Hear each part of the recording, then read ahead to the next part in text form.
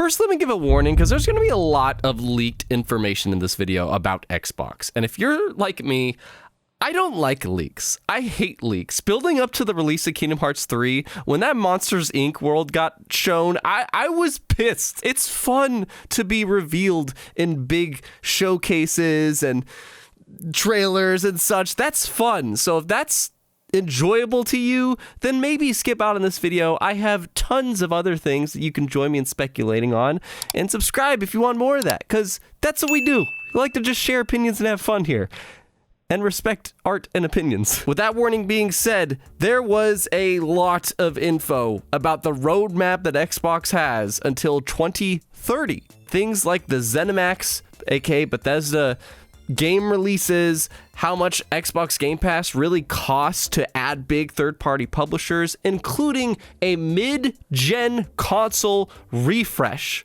There was so much revealed in this leak. So I say one more time, if you don't want to hear or see any of that, then dip out.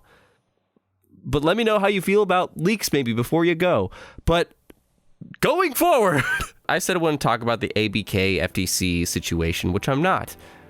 But this just is the result of that and some things that we got to learn from that. Because our FTC or Microsoft, apparently it was Microsoft, I don't really care, whatever. Somebody dropped the ball and uploaded publicly this entire PowerPoint whatever presentation of what Xbox's plans are, as well as documents from, you know, what they expect from ZeniMax going forward and everything. And that's what I kind of wanted to really talk about you with, because again, I don't like to just list facts. I like to bring things up to hopefully spark discussions. So first thing, there's kind of four things, but first thing, let's talk about that ZeniMax timeline, because now we know something like, you know, for instance, this is mild, Starfield was intended to be released in 2021. I figured that, you know, a part of me thought maybe even COVID, 2020, but no, 2021, that makes sense. Thank God that didn't happen. But keep that in mind, because we also have dates for other things that were shown, and if Starfield was 2 years behind, then maybe that's going to give us some ideas for other things. For instance, Indiana Jones. Indiana Jones was meant to be released in 2022, so could 2024 be the year? 2-year gap. I'm just saying. That actually would be kind of hype of a year to think about it. Like Indiana Jones alongside Hellblade 2, Towerborn, Avowed, Microsoft Flight. Damn, that's actually pretty good. A lot of people are talking about this that I personally don't care about, but Elder Scrolls Oblivion and Fallout 3, supposedly remasters are in the works. Cool. Oblivion's further along. But the thing that I am really excited about, this is what I mean. I didn't want to find this out through a freaking leak. I wanted to see this in a trailer and not see it on my social media. Doom! The next Doom game, Doom Year Zero, plus 2 DLC, gonna be released over the year or two following it. Doom Year Zero.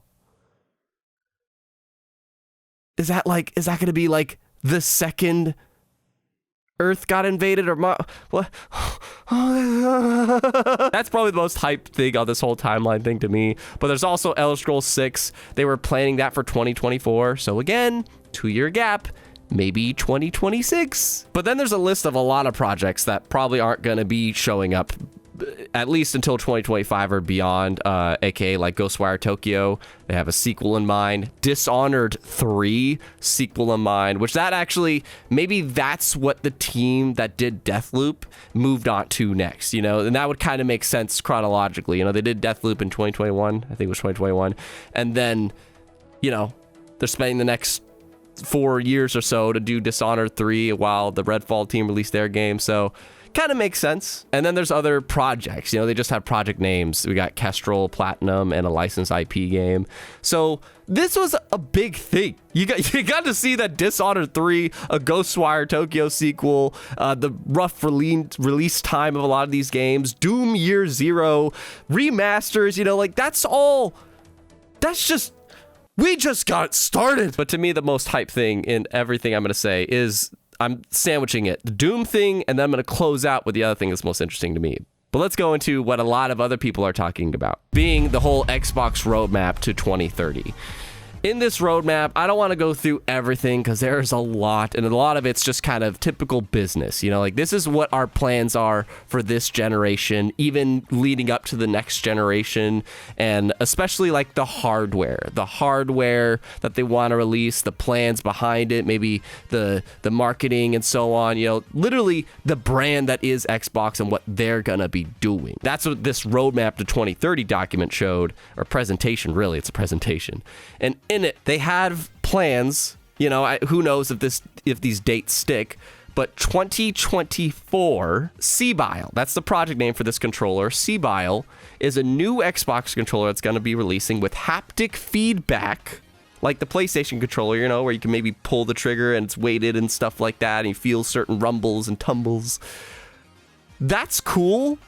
But there's actually another feature here that I'm excited about, the things that people aren't talking about. Please let me know if I'm not alone in the comments. Haptic feedback for this controller and direct to cloud. What that means, they took that from the Google Stadia controller, which the Google Stadia controller, I guess how it went was, you know, that was a streaming service and you could play on your TV, on your computer, on your phone, and you could bounce around between all three of those, which is what Xbox, you think that's what they can do, but hell no. Whenever I have to sync my controller up to my phone to use xCloud or sync it up to my computer, I always have to resync every time. But what direct to cloud is, it's like your controller is connected to the cloud.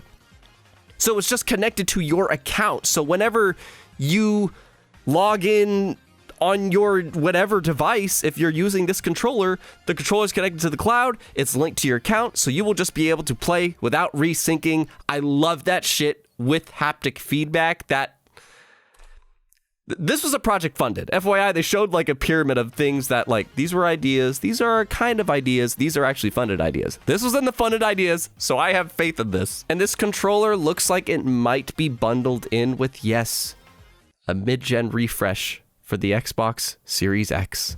The Xbox Series X, it's not getting a mid-gen refresh that's like upping the amount of power and like going to 8K and stuff like that. It's a refresh that, yes, it's going to add more memory, which is great. You know, the internal 1 terabyte goes to 2 terabytes. It's an all digital version. It has a very different design that really makes it look like, people are making jokes about the Series X looking like a block of wood in your fireplace. You're going to have a field day with this other block of wood.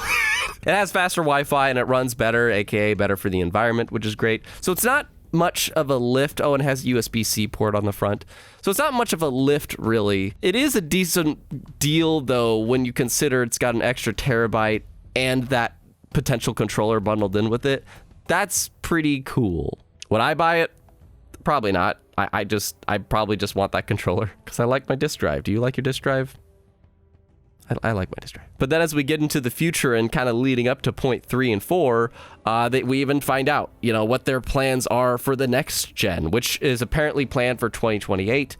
I don't think that is that big of a discovery. There's also a big discovery as well that Elder Scrolls 6 is going to be exclusive. What? That was another thing that I forgot to mention, the Bethesda part. You know, there's some discoveries that I'm like, okay, that's interesting, but I kind of guessed/figured, okay, the Elder Scrolls thing was kind of a surprise to me. But what is a surprise is their next console in 2028 is going to potentially be, at least this sounds like the plan, a cloud console hybrid. They want to make their next console really using cloud technology, but not in the way that you're thinking like, oh, so they want us to stream all of our games out. No. Think of Microsoft Flight Simulator. That game is a technical feat of what it can do. It's literally one of the best next-gen games you could play to showcase what next-gen games are in that sense. And that game is possible thanks to cloud technology and running the zettabytes, not terabytes, the zettabytes that it takes for that game to be a thing, to project the entire planet into the world. That's what they mean by this cloud technology. Kojima, in his next game, he's partnering with Microsoft to use their cloud technology to make his next game with them. Like, that's what they mean. Yes, sure, maybe some of that streaming integration, but especially that's their next generation, and that's kind of exciting to think about, and we won't find out about it for many years. But Xbox Game Pass is still a big part of this plan, and they have the goal by the time 2030 hits, they want to have 100 million Xbox Game Pass subscribers. Now, they're already potentially there. Like, there's back and forth talk about if they're at 30 million or not, but they are hoping between console, PC, and cloud that they will have over 100 million subs. And the majority for a while is the consoles. And I really appreciate that there's a statement that they even said, you know, console business is the foundation. Consoles are our foundation. We are going to keep expanding to PC and cloud, but console is our foundation. And I like hearing that because that is going to be your core, most hyped audience, whereas the rest, it's going to be much more, I say the word casual, but not in an offensive way, but you get what I mean. So how are they going to reach 100 million subs? Point number 3, Phil Spencer and Nintendo. This is probably the thing I've been seeing people freak out as much about as the mid-console refresh. I just feel it's one of those things that I'll see it when I believe it, like as in when it happens. I believe this email. It's an actual email. Phil Spencer was emailing and he was saying like they were in talks about basically the idea of acquiring Nintendo and that being a possibility. And he's literally saying, quote, Nintendo is the prime asset for us in gaming. And he goes on about just like how it's just really not feasible to do that right now. And even this idea that while there could be a hostile takeover, that would not be good for us PR. So let's just play the long game, you know, and just see what happens. And apparently they were also considering Valve. That's crazy, man.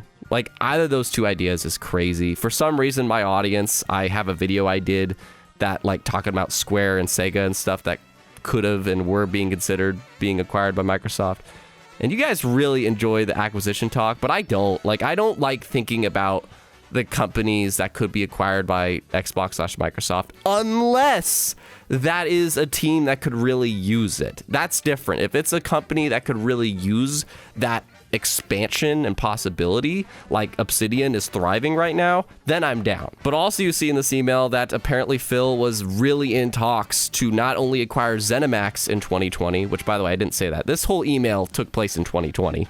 But during that time, 3 years ago, ZeniMax was on the table and they were figuring it out, and that's the year that they announced it. But also Warner Brothers was on the table, which is funny because we heard that. If you were paying attention that year, that was really talked about. So whoever leaked that or the people that were reporting that, good job. I guess you were right. But yeah, they were thinking about Warner Brothers at that time alongside ZeniMax. And he's like, yeah, those two are much more the realistic conversations right now.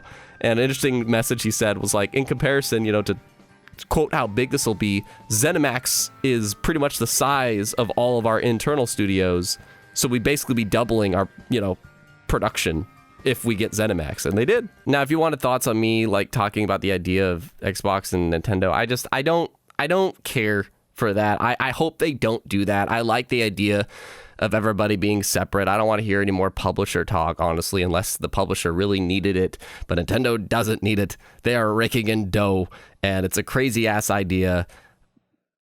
But we'll see down the road, whatever happens. But a big question I have always had that is the next point of this is how much does Game Pass cost to add big third-party people like day and date to the service? Because I got those numbers too, and if you're enjoying the video, let me know by commenting or leaving a like. It really helps me out. But yeah, point number 4 is the one that I'm just so fascinated by this the most for some reason. Maybe it's just because I love math sometimes.